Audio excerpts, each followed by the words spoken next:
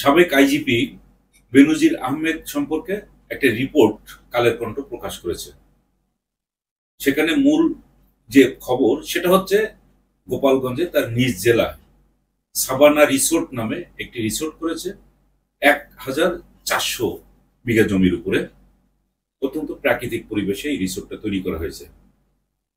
শুধু এইটুক না, এর বাইরেও ঢাকার গুলশানে, বনানী, তারপরে পূর্বাচল, ঢাকার আশপাশে অনেক জায়গায় তার সয় সম্পত্তি আছে। সব মিলাই যদি ধরা হয় তাহলে ৫-৬০০ কোটি টাকা থেকে না হলে বড় জোর ১,০০০ কোটি টাকার সম্পদ তার আছে, এটুকু বোঝা যাচ্ছে। আর দেশের বাইরে থাকলেও থাকতে পারে।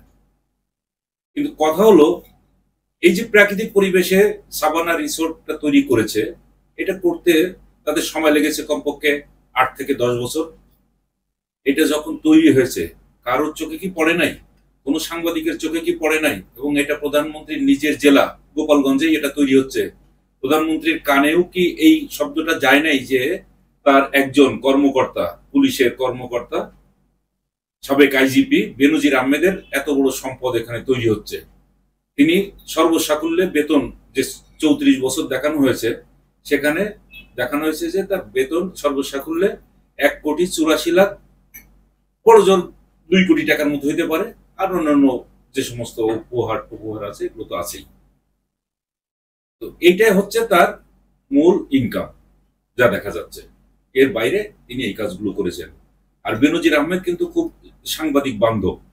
তার ওখানে সবসময় সাংবাদিকরা বসে আড্ডা টাড্ডা দিত এবং মাঝে মধ্যে ডিনার, অনেক কিছুই হতো তার ওখানে। ফলে সাংবাদিকরা কিন্তু তার এই বিষয়গুলো জানে। কেউ কিন্তু কোনোদিন রিপোর্ট করে নাই। এই প্রথম দেখা গেল কালের কণ্ঠ এত বড় একটা রিপোর্ট করছে। তাহলে নিশ্চিতভাবে ধরে নেওয়া যায় বেনজির আহমেদ যে স্ট্রেসের প্রভাবশালী, তার চেয়ে নিশ্চয়ই আরো প্রভাবশালী কোনো মহল দাঁড়ায় গেছে, যে কারণে বেনজির আহমেদের বিরুদ্ধে এ ধরনের একটা নিউজ হতে পারল। কিন্তু আমার কথা হলো, বেনজির যে এখানে ৫০০ থেকে ১,০০০ কোটি টাকার সম্পদ করেছে, এইটা কি খুব বেশি? আমরা একটু চোখ বন্ধ করে তার কিছু কর্মকাণ্ডের দিকে তাকাই।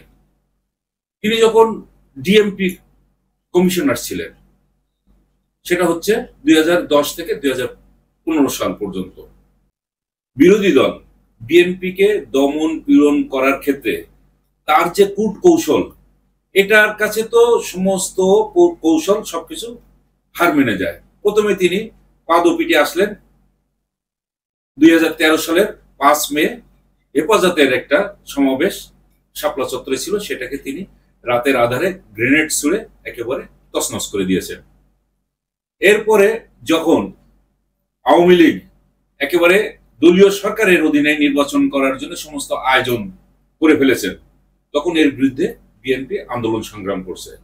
সর্বশেষ ২০১৩ সালের ২৯ ডিসেম্বর ছিল ঢাকা চলো, চলো চলো ঢাকা চলো। সমস্ত নেতাকর্মীদের ঢাকায় আসার কথা ছিল এবং বিরোধী দলীয় নেত্রী বেগম খালেদা জিয়া তখন গুলশানে তার বাড়িতে ছিলেন। এই বেনজির আহমেদ সারা দেশের পুলিশ বাহিনীকে তিনি এমন ভাবে মেসেজ পাঠালেন যাতে কোনো জায়গা থেকে বিএনপি নেতাকর্মীরা ঢাকায় প্রবেশ করতে না পারে, আর ঢাকায় যারা প্রবেশ করতেও পারে তারা যেন কোনো অবস্থাতে মিছিল করে বাইরে বেরোতে না পারে। আর খালেদা জিয়ার বাসভবনের সামনে কি করলেন তিনি? ৩ ট্রাক বালি বোঝাই ৩টা ট্রাক তার বাড়ির সামনে এমন ভাবে রেখে দিলেন তিনি আর বের হতে পারলেন না। আর তার নিরাপত্তা, মানে এই ৩ ট্রাক বালিকে নিরাপত্তা দেওয়ার জন্য আরো ২ ট্রাক পুলিশ সেখানে রেখে দেওয়া হলো। অর্থাৎ খালেদা জিয়াকে সারাদিন ওইখানে আটকে রাখা হলো, তিনি আর বাইরে বের হতে পারলেন না। তিনি যদি বাইরে বের হতে পারতেন তাহলে নেতাকর্মীরা ওই দিন স্বতঃস্ফূর্তভাবে বেরিয়ে এসে তার পিছনে যখন সংগ্রাম করতো, মিছিল করতো, তাহলে সেটা হতো একটা অন্য ধরনের সংগ্রাম, আন্দোলন। কিন্তু সেইটা তিনি স্তব্ধ করে দিলেন। ওই বালি ট্রাক কিন্তু কয়েকদিন রাখলেন, ২০১৪ সালের ২রা জানুয়ারি পর্যন্ত রেখে তারপর উঠে ফেললেন। যখন দেখলেন ২০১৪ সালের ৫ জানুয়ারি নির্বাচন করার ক্ষেত্রে সব আয়োজন কমপ্লিট হয়ে গেছে এবং তিনি ওই যে ডিএমপি কমিশনার অফিসে বসে সারা দেশের পুলিশ বাহিনীকে একেবারে এমন ভাবে নির্দেশ দিলেন কোথাও যেন বিএনপির নেতাকর্মীরা বাইরে বের হতে না পারে। তাহলে দেখা গেল ২৯শে ডিসেম্বর সারা ঢাকা শহরকে তিনি পুলিশ দিয়ে এমন ভাবে ছেয়ে দিলেন, সেখানে কোনো বিএনপির নেতাকর্মী বাইরে বের হতে পারলো না, মিছিল মিটিং করতে পারলো না, বেগম খালেদা জিয়াও বের হতে পারলো না। আর তারই ধারাবাহিকতা রক্ষা করে তিনি 2014 সালের 5 জানুয়ারি একেবারে একদলীয় নির্বাচন, যেটা ভোটারবিহীন নির্বাচন হয়ে গেল, যেখানে 154 জন সদস্য বিনা প্রতিদ্বন্দ্বিতায় নির্বাচিত হয়ে গেল। এই যে করে দিল, এটার পরিপূর্ণ কৃতিত্ব দিতে হবে বেনজির আহমেদের। তখন তিনি ছিলেন ডিএমপি কমিশনার। এইটা যখন কয়েকদিন চলল 2014 সালে, তখন আন্তর্জাতিক মোড়লরা বলে দিলেন যে যেহেতু একটা ইলেকশন হয়ে গেছে, সরকার কন্টিনিউ করুক, কিছুদিনের মধ্যে একটা অন্তর্বর্তীকালীন সরকার গঠন করে পরবর্তীতে উপনির্বাচন দেওয়া হবে, সেই নির্বাচনে বিএনপি আবার আসবে। বিএনপি এই কথা শুনে একেবারে ঘরে উঠে গেল। পুরা 1 বছর বেনজির আহমেদ কি করলেন, পুলিশ বাহিনীকে আবার সুন্দর করে সাজিয়ে নিলেন। সাজিয়ে নেওয়ার পরে 2015 সালে ওই 5ই জানুয়ারিকে গণতন্ত্র হত্যা দিবস হিসাবে বিএনপি পালন করলেন।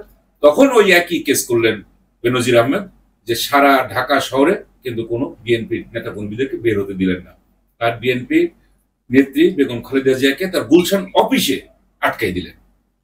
এই কাজগুলো তিনি করেছেন। করার পরে কি সারা দেশে যখন বিএনপির পক্ষ থেকে একটা কর্মসূচি দেওয়া হলো অবরোধের, এই অবরোধের কর্মসূচি দেওয়ার পরেই সেটাকে মেলাইন করার জন্য একেবারে অগ্নি সন্ত্রাস, তারপরে বোমা বাজি, এই সমস্ত গুলো করার জন্য বেনজির আবার আরেকটা কূটকৌশলের আশ্রয় নিলেন।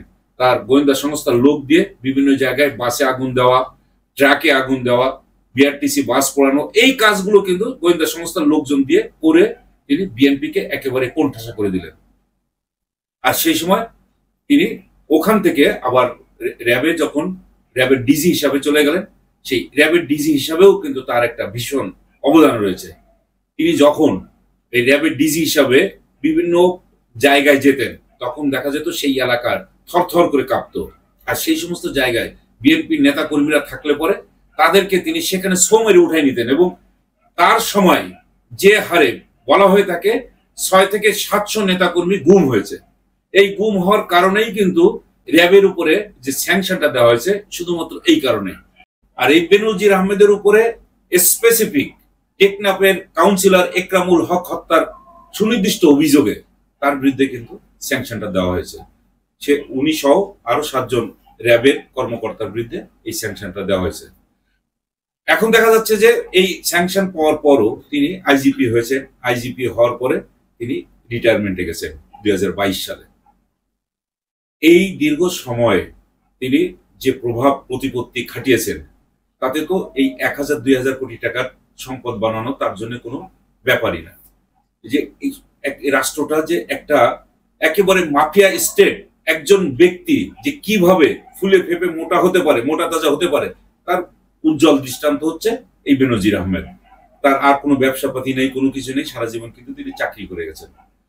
তো তার এই যে টাকা হওয়ার পেছনে অনেক কারণ থাকতে পারে, এর বাইরেও তো অনেকেই টাকা বানিয়েছে।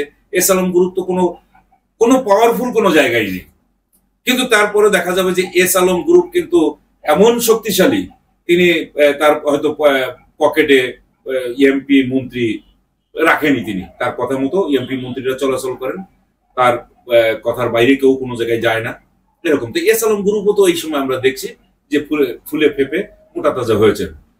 কতগুলো 7টা ব্যাংক তিনি দখল করেছেন। তার হাতে তো কোনো আলাদিনের চেরাগ ছিল না, কিন্তু তবুও ডেইলি স্টারে একটা রিপোর্ট করেছে এই ঠিক এরকম ভাবেই, যে এস আলম গ্রুপের হাতে আলাদিনের চেরাগ। সেখানে দেখানো হয়েছে তিনি টাকা পয়সা নিয়ে সিঙ্গাপুরে 5 স্টার হোটেল করেছেন, মালয়েশিয়াতে তিনি শপিং মল করেছেন, এবং তিনি কিন্তু বাংলাদেশির নাগরিক না, তিনি সাইপ্রাসের নাগরিক, অতএব তাকে ধরা যাবে না। তার এই যে টাকা পয়সা বাইরে নেওয়া হয়েছে, এগুলো সব হয়েছে কিন্তু বাংলাদেশ ব্যাংকের নলেজের বাইরে। বাংলাদেশ ব্যাংকের কোনো হিসাবে তার এই টাকাগুলো নেই।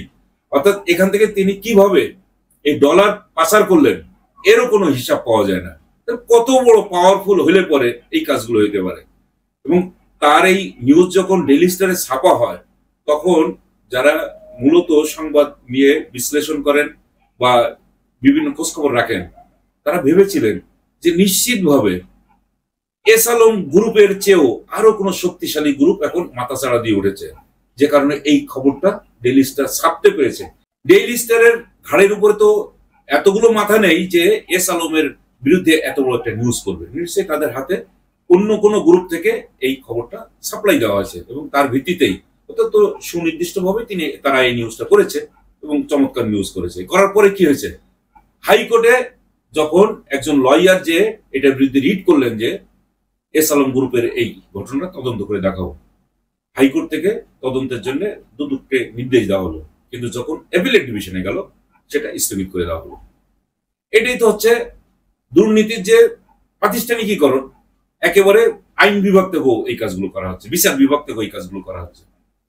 বেনজিরের বিরুদ্ধে যে রিপোর্টটা প্রকাশিত হয়েছে, দেখা যাবে যে কোনো না কোনো আইনজীবী যে হয়তো হাইকোর্টে গেলেও যেতে পারে, কারণ তাদের পূর্ব অভিজ্ঞতা আছে, গেলে পরে তো কোনো রেজাল্ট পাবে না, নাও যেতে পারে আবার যাইতেও পারে। কিন্তু কথা হলো বেনজিরের গায়ে স্পর্শ করে এইরকম ক্ষমতা কিন্তু বাংলাদেশের কোনো সংস্থা আজ পর্যন্ত হয়ে উঠছে বলে আমার মনে হয় না।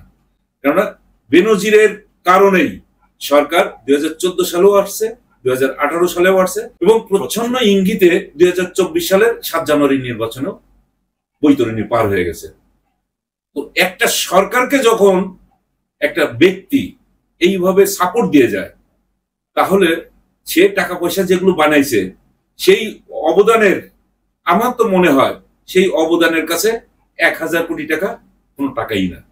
ফলে তাকে সেভ করার জন্য সরকারের বিভিন্ন সংস্থা সাহায্য করার জন্য এগিয়ে যাবে, এটা আমার কাছে মনে হয়েছে, ব্যক্তিগত অভিমত আমার। অন্যরা অনেকভাবে অনেক কথা বলেছেন, কিন্তু আমার কাছে মনে হয়েছে যে বেনজিরের স্পর্শ করার ক্ষমতা কোনো সংস্থার নেই।